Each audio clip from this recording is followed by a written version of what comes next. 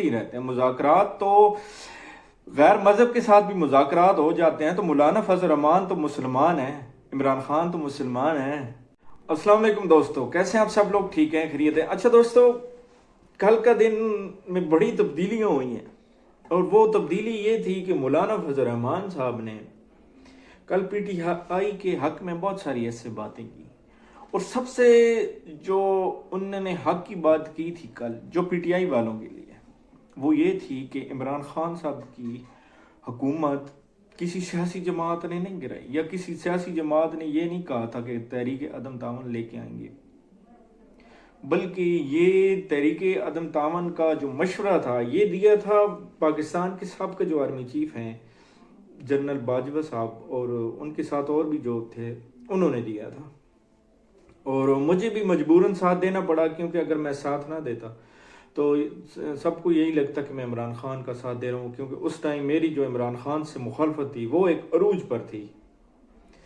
और अगर आप देखा जाए तो मौलाना फजल रहमान साहब जो उनका एक मंशूर ही यही है कि वो अपने लोगों को यही बताते हैं कि ये यहूदी है, ये यहूदी एजेंट है, इसके साथ बैठना तो गुनाह है, मैं किसी गैर मजहब के साथ बैठ जाऊंगा, इसके साथ नहीं बैठूंगा।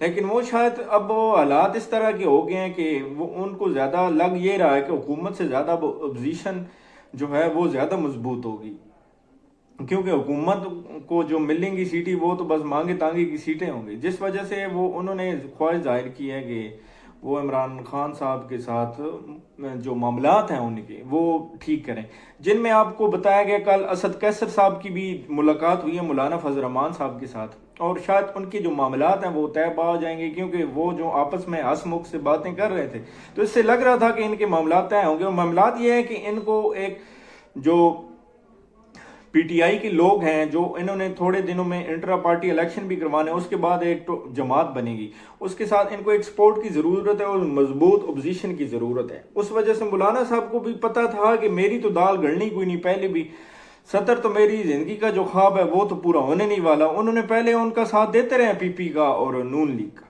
उन्होंने जो वो कह रहे हैं ना कि मैंने इसलिए साथ दिया, तक इसलिए साथ नहीं दिया। उनका ये ख्याल था कि पीपी और नून मिलकर मुझे सदर बना देंगी, लेकिन वो उनका ख्वाब ही रहा, ऐसा कुछ भी नहीं था। और अब वो इनके साथ इलाक उन्होंने किया है जी पीटीआई वालों के साथ, और उन्होंने एक नया पंडोरा बॉक्स खोला है। और जो अगर ये एक पंडोरा बॉक्स खुला है तो ये इमरान खान साहब के हक में बहुत बेहतर हुआ है, क्योंकि वो जब उनकी हुकूमत को उल्टाया गया था तो उस टाइम भी वो जलसों में यही कहा करते थे कि ये हुकूमत इस तरह गिराई गई है गलत तरीके से। तो आपको मानना चाहिए उस टाइम की जो सियासी जमातें थी उन्होंने तो नहीं माना, लेकिन उन्हीं में से जो एक जमात थी, एक बड़ी जमात है, उनके एक नाम है उनका मौलाना फजल रहमान का, तो उन्होंने इकरार कर लिया जी बिल्कुल हमने तो इस तरह गिराई थी उनकी हुकूमत और ये गैर कानूनी थी। तो देखें अब जो साइफर केस है वो भी, अब वो जो पीटीआई के लोग हैं वो यही कह रहे हैं कि ये बिल्कुल ठीक था, हमारा बयानिया बिल्कुल ठीक था, और वो कह रहे हैं कि बेशक सच सामने आ ही गया। तो अब तो पूरी कौम को पता लग गया है कि भाई सच ये था जिस तरह मौलाना फजल रहमान ने बताया कि एक मुखालिफ बोल रहा है इमरान खान साहब के हक में, और वो मुखालिफ जो उनको मुसलमान ही नहीं समझता। तो देखें अब आगे जो है लायामल, ये जो प्रेशर अब आएगा ना नून लीग पे और पीपी पे, कि जिस तरह मौलाना फजल रहमान ने कहा है, और उन पे एक प्रेशर तो जरूर आना है कि ये किस तरह का हमारा जो एक वो एक मंशूर लेके चल रहे थे, वो अभी उन्होंने वो खुद कह रहे हैं कि हमारा मुल्क जो है वो इन हालात में नहीं है कि वो दोबारा इलेक्शन करवाएं। लेकिन अब जो मौलाना फजल रहमान ने जो बात कही है, तो जनाब ये भी तो सोचें कि आपने भी तो चलती हुकूमत को गिराया है, वो भी गैर कानूनी।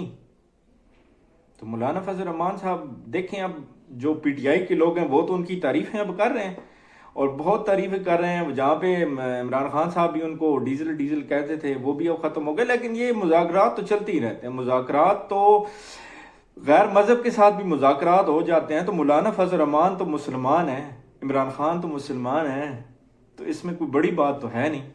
पाकिस्तान जिंदाबाद।